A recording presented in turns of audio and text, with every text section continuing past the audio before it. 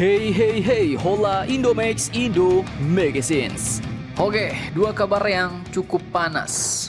Baru-baru ini, beberapa negara ternyata sudah diizinkan oleh Iran untuk melewati Selat Hormuz, bos. Beberapa media pun menampilkan daftar negara-negara yang diberi tiket VIP oleh Iran. Nah, pertanyaannya, negara-negara mana sajakah itu?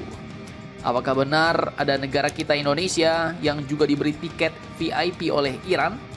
Dan nanti sekalian admin mau klarifikasi berita kemarin, bos. Bagaimanakah itu setelah ini kita kupas. Kemudian kabar kedua datang dari Italia yang katanya diuntungkan ratusan miliar nih dengan menghibahkan kapal induknya secara gratis ke Indonesia. Nah lo, untung bagaimanakah itu maksudnya? Penasaran beritanya? Cus, Markibas, mari kita bahas berita lengkapnya satu per satu, bosku. Oke, kita mulai dari titik yang paling panas di dunia saat ini, bos. Selat Hormuz. Jadi admin kutip dari beberapa sumber berita berikut. Kemarin tanggal 15 Maret 2026, situasi di jalur sempit penghubung Teluk Persia dan Samudra Hindia ini semakin tegang. Jalur energi global ini nyaris dikunci, bos. Namun untungnya, Iran ternyata nggak nutup total. Menteri Luar Negeri Iran, Mr. Abbas Araghchi, dalam wawancaranya dengan CBS, mengatakan bahwa beberapa negara masih bisa lewat, tapi dengan izin khusus dari militer Iran. Jadi intinya lewat boleh, bos, tapi Iran yang pegang kunci gerbangnya, ya kan?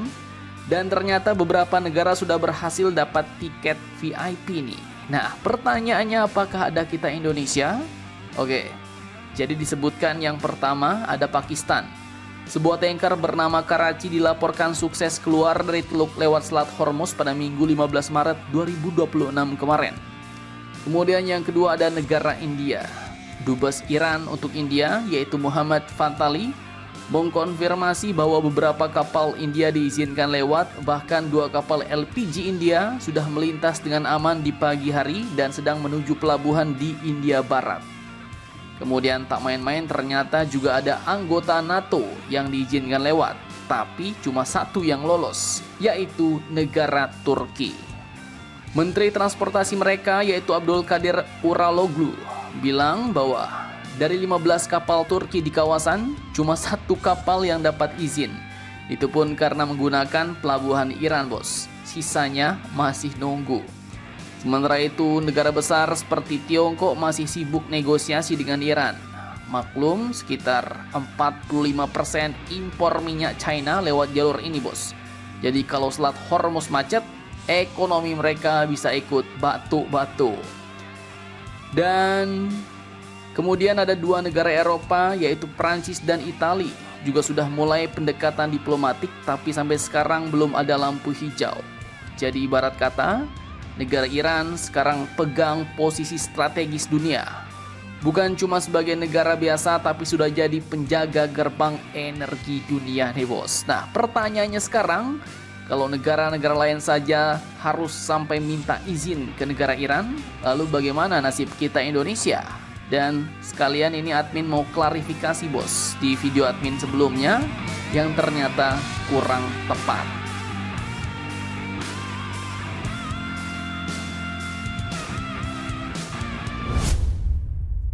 Oke, jadi ini dia bagian yang sempat bikin heboh dalam negeri kemarin, bos. Memang sempat beredar kabar bahwa dua kapal milik Indonesia, khususnya dari Pertamina, yaitu Peace Paragon dan Peace Rinjani, dapat izin melintasi Selat Hormuz. Admin pun juga sempat terkecoh, karena ada pula video wawancara persnya dengan pihak Pertamina, bos. Bahkan di media, Dubes Iran mencontohkan dua kapal Indonesia yang diizinkan lewat katanya.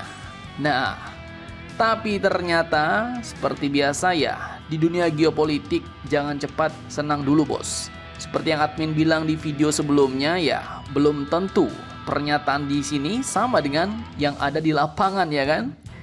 Jadi 12 Maret 2026 kemarin pihak PT Pertamina International Shipping atau PIS lewat corporate sekretarinya yaitu Ibu Vega Vita langsung meluruskan informasi itu, bos. Dan ternyata kabar itu tidak benar, jadi salah kaprah. Faktanya, katanya Indonesia memang punya 4 kapal di kawasan Timur Tengah itu bos, yaitu kapal Gamnusuro di Irak, katanya lagi loading minyak, kemudian kapal Pertamina Pride di Arab Saudi, sekarang lagi berlabuh, kemudian yang tadi, Peace Rinjani di UEA dan Peace Paragon di negara Oman. Tapi ternyata, 2 kapal yang katanya tadi aman, yaitu Peace Rinjani dan Peace Paragon, memang benar bos, sudah bergerak, sudah operasi lagi. Tapi mereka ternyata tidak berada di Selat Hormuz sejak awal. Alias mereka bisa beroperasi bukan karena dikasih izin lewat oleh Iran, tapi memang karena tidak lewat Selat Hormuz. Sementara itu 2 kapal Pertamina lainnya masih berada di kawasan Teluk dan otomatis terdampak situasi yang belum stabil. Jadi bisa dibilang posisi kita sekarang ini masih abu-abu bos. Belum masuk daftar negara yang dapat izin lewat Selat Hormuz, tapi belum juga benar-benar terblokir total dan masih bisa diusahakan. Kemarin PMI sudah berkomitmen bakal kirim bantuan ke negara Iran, dan Iran katanya juga open donasi untuk perbaikan dalam negerinya di Indonesia bos. Semoga hubungan ini bisa semakin kuat dan membuat Iran mau meloloskan kapal-kapal minyak kita ya bos. Jadi ngeri juga nih kalau sampai terlalu lama mandek. Di tempat Mimin aja sekarang BBM udah antri panjang. Banyak pula kios-kios yang tutup ya kan. Nah, tempat kalian gimana nih bos?